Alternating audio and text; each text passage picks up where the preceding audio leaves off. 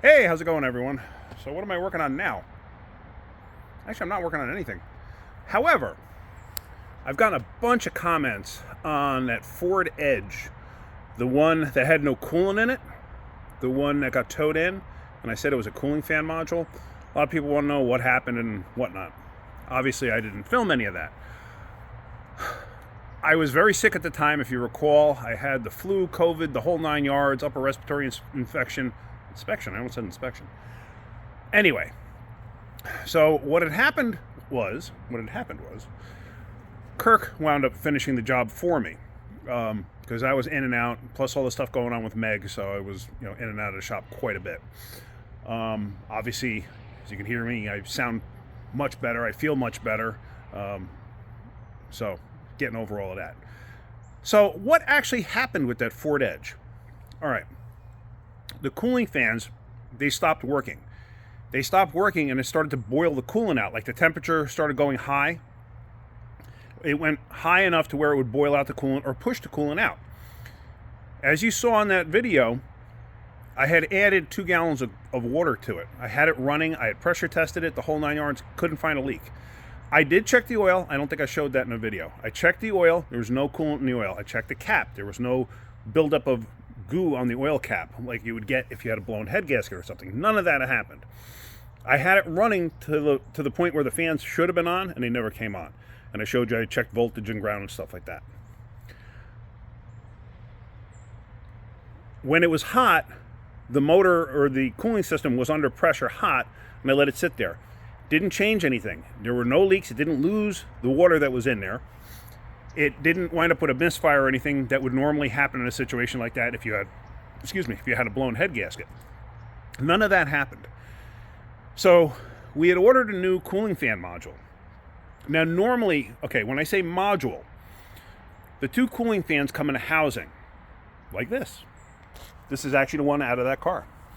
So the 2 cooling fans in this housing, in the shroud, that in itself is called a module. This piece, this electronic piece, that is called a module. The whole thing together is called a module. So the module got replaced. That whole piece got replaced. Kirk did the job. He drained out the coolant, or the water I put in it, and he put the correct coolant in it. He had the thing running in the shop. He said the fans cycled, everything worked the way they were supposed to, never overheated, never lost any coolant. Test drove it, brought it back. It was hot, left it in the shop.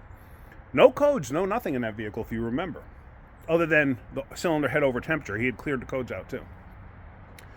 Let it sit, because now the time that it sits, that's when it goes from hot to cold, and it's under pressure. That's when you can get coolant dripping into a cylinder or whatever.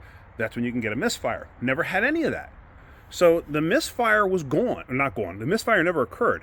So no coolant was exiting the system. It didn't lose any coolant.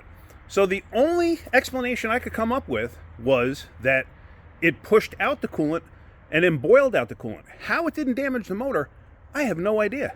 There was no signs of any coolant leaks anywhere on that thing, other than, if you recall, on the right side, it was all over the frame rail, the skirts, everything else.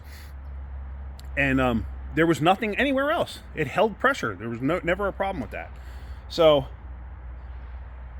like I said, there's a whole bunch of comments. A whole bunch of people have been asking about it. Thank you, Kate. Kate has been helping me with answering questions and stuff like that. So that's why I'm getting to more of them, because I have that ability now. Thank you, Kate. Really appreciate it. Kate is also the admin on Wrenching with Kenny on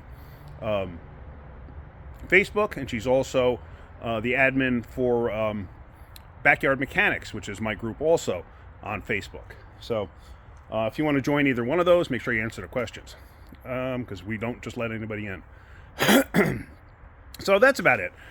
The car belongs to one of our good customers, and as you know, if you don't do something right, you always hear about it. But when you do something right, you never hear about it.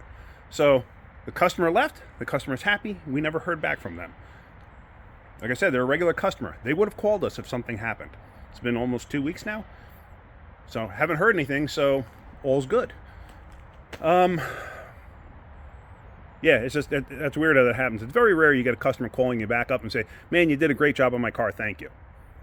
It's like anything, but that's just to be expected. Anyway, so I guess that's about it.